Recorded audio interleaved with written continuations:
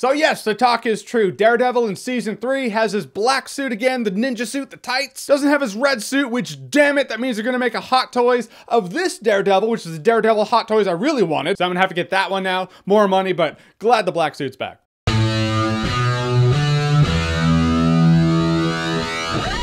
Daredevil Season 3. So Daredevil Season 3 is the newest season of Daredevil on Netflix. Takes place after the Defenders. Matt Murdock's in a bit of a different place now. At first physically, throughout the season mentally. Up to this point, he's been Matt Murdock lawyer by day, Daredevil by night. But in this season, he has just given up the life of Matt Murdock. He's like, Matt Murdock was a lie. I am the Daredevil. So he's Daredevil by night, Daredevil without the ninja outfit during the day. It's actually a really sweet twist and take, and it's something that shows for Season 3, the best shows I can think of, usually in Season 3, they do something. They do something to switch it up, to flip it on its head. You can't keep the same structure and formula forever. You have to do something. That's what Season 3 did. At first, I was really put off by it. I'm like, how interesting can that be? I like Season 1 with, you know, Daredevil, Matt Murdock, and friends. But it totally works for Season 3. I am so glad to see Vincent D'onofrio back as Wilson Fisk. I love his Wilson Fisk. In this season, he's got the white suit. You just look at him when he's talking, you're like, that's him. That's the guy. That is as Wilson Fisk could ever be. Like, this perfect casting. And I really love the story and lesson this season's telling. Like, he's on house arrest, granted in a penthouse, but still house arrest. The FBI's looking over him. There's no way this guy can be any threat whatsoever. But it's Wilson Fisk, and what he's doing and how he does it, it's brilliant. And it really shows how unstoppable this guy is. And he's doing it for love. Also, yes, Wilson Fisk is back, but we have ourselves another villain. Bullseye's in it. I didn't know Bullseye was going to be in this season. I've kept my nose out of Daredevil Season 3 talk, but one scene happens where you're like, pretty sure that's Bullseye. But I really love Bullseye's arc too. It's really a tragic tale. I mean, granted, he's a dick, but his life is a tragedy. And it really shows how Wilson Fisk, he's a manipulator. He sees what you need. He forms that bond and relationship between you, but it doesn't mean shit to him. It's a means to an end. You are a tool. And now he's got you. If that doesn't work, he'll just blackmail the shit out of you, but usually that's how he does it. Other than Bullseye's story being compelling, Bullseye as a villain, menacing as hell. And that's what I really love about what Netflix Daredevil has always done. It takes a character, hero or villain,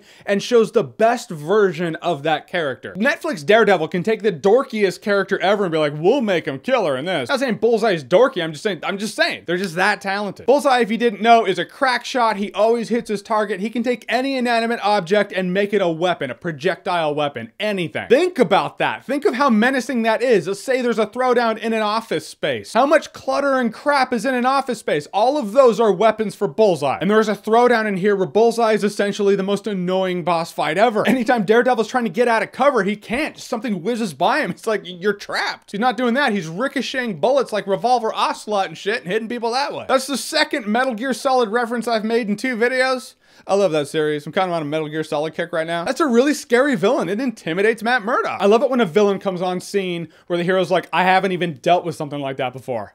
So I don't know how to deal with it. There's no playbook. I'm learning as I go, and I haven't run into that yet. This is how I learn, is going toe to toe with this dude who doesn't miss, guy who can kill me from across the room with pens and pencils. And that's great. It keeps his series feeling fresh, new, exciting, and not stagnant. Also, the fight choreography. Daredevil is so good at framing up a shot and not cutting away too soon. It doesn't just put cut like, you know, I do in my videos. I'm trying to get a lot of verbal information to you in the quickest amount of time possible. I feel like that works for that, but not a fight scene. I just love the fact that Daredevil generally and usually keeps the fight shot going for long enough for you to see what's going on. And of course, in Daredevil tradition, there is a shot that's just one tracking shot through an uncut fight. And it's escalated, gotten more and more and more. In season 1, it was that hallway. Season 2, staircase. Season 3 is just out of control. It goes from fighting to dialogue to more fighting to exiting the facility. It's like, I don't even know. I can't even comprehend how it was done. There are a couple scenes where I'm like, a cut could have been there. Still impressive nonetheless. Again, like, I wish MCU movies would do something like that. I feel like the season does start slow, but does it start slow or is it retrospectively slow? Like, it starts out slow in the first couple episodes, sure, but I was still interested as to what was happening with Matt Murdock. So it's not like I was uninterested. It just isn't as exciting as the rest of the season. By the time the season wraps up and ends, you look back at the first couple episodes, you're like, oh yeah, that was slow. But when I was there, I didn't feel like it was just unbearably slow. So there is that. I feel like it's a perspective thing, at least for me. Now, because it's concentrating so much on Matt Murdock and him as Daredevil this time, I feel like Foggy kind of gets pushed to the background. Not that he doesn't have his own stuff going on in here, but Karen gets more shine than Foggy. You see Foggy pop up throughout the season here and there, but he really comes into important play in the last couple episodes. Guys, in the the end, if you like Daredevil season 1, I feel like this season takes it back to what I loved about season 1. Matt Murdock and Wilson Fisk toe-to-toe for the soul of Hell's Kitchen and New York itself. Wilson Fisk is out, he is pissed, and he is coming after Daredevil. And he's doing it through skill, manipulation, resources, showing that he is, how to phrase it, he's one of the best villains